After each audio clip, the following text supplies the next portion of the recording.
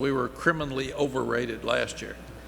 So I tried to get us to be the 130th team with the expectation this year, but we're a little bit higher than that. What last year's team did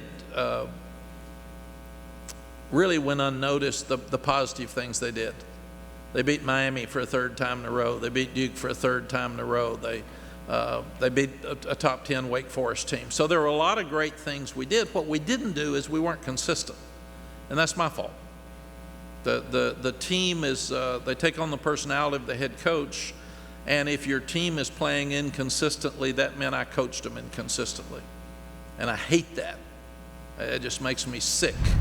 All right, we're here at day 2 in the Western Charlotte for ACC Kickoff. My man Buck with me, and we're going to talk about North Carolina right off the top. Great friend of yours, Mack Brown, coming in very optimistic, but he talked about being criminally overrated yeah.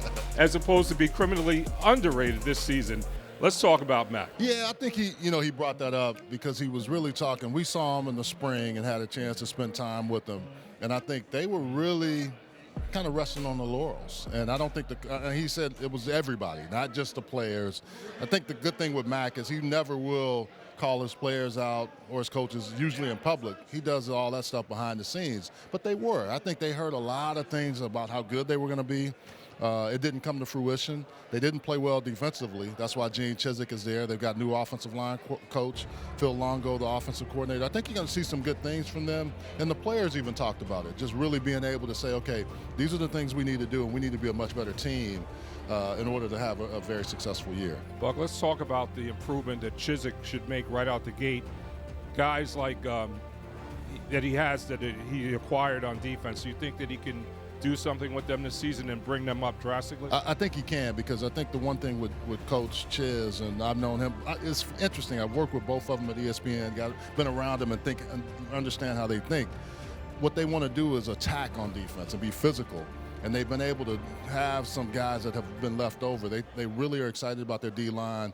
They've got a really good, strong, young secondary, and their linebacking crew is going to be a lot better than they were. And I think that's where they felt like they weren't as physical, and some of the things that they need to do to bring the physicality that you have to have every single week. You talked a lot about a lack of toughness down the stretch of games. We saw Cedric Gray step in here, and he's expecting a lot from him. Talk about him as a player. Yeah, when you watch him in spring, you just turn on the tape. He flashes. He always does, and I think that's the one thing that you can use. You can use a guy like that you know will fly to the ball and be around and cause havoc. When we were there for that spring scrimmage, he was all over the field. And they had to tone him down a little bit because it wasn't full speed. But he plays at a certain level, and it's on 10, and when he's there, he's going to come and hit you hard. Kind of quiet guy like most linebackers, but when he gets in between the lines, you can tell he shows up on film. I know you can appreciate two offensive players on the other side of football. Obviously, Josh Downs, one of the best receivers in the country. Talk a little bit about him and British Brooks. I like what Josh said when they asked him, do you think about scoring? If you're not thinking on the end zone when you get the ball, then what else you think about? There's certain times when you got to get the first down, but every time I touch the ball, I want to get to the zone and get 6, so that's the main thing. He was almost emphatically, hell yeah, I want to score. Most great players think anytime I touch the ball, I can go to the house. And I think whoever plays the quarterback position has to look at his number and see him.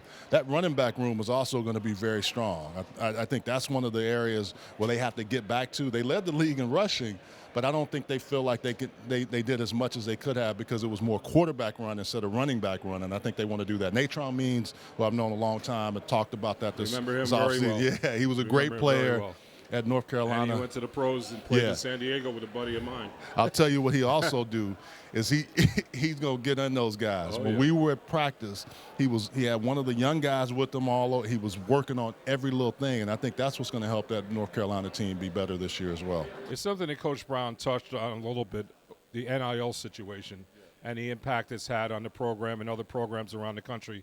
What are your thoughts on that? Well, I think he's doing the right thing about saying the players should have that money. He's been around a long time, and he's talked about it consistently. I think if your conference is saying we want to get $100 million a year, why are you going to say a player can't get $100,000 a year? I mean, it's asinine to say you can control the bag.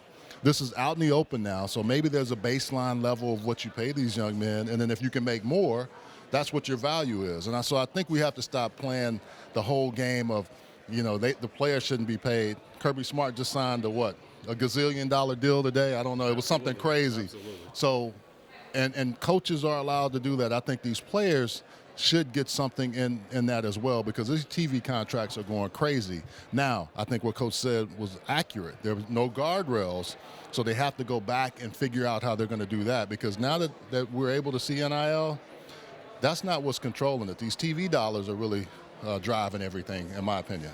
Back on the field, is it a case of under-promising and over-delivering for Coach Brown this season? Yeah, I think so. I mean, I think they have some really good pieces. They're going to have some competitive other teams in the conference. They're going to have to play in their own division. But I think the one thing is, when you've got coaches that have won national championships, been around it. Longo was a FCS guy that won quite a few, or been in contention at Sam Houston State. You got Gene Chizik, you got Mack Brown. I think getting your players to understand how to finish is going to be critical, and they talked a lot about that in the offseason in spring, and I think they're talking about it now as they head into the season. All right, Buck, day 2, moving on along, and we got you coming up with Chopping Up with Buck. It's going to be exciting, man. New version this season. Yeah, we're looking forward to it. We got a lot of new players, not a lot of new people. We took some time off, but we're back full effect on Chopping It Up with Buck. All right.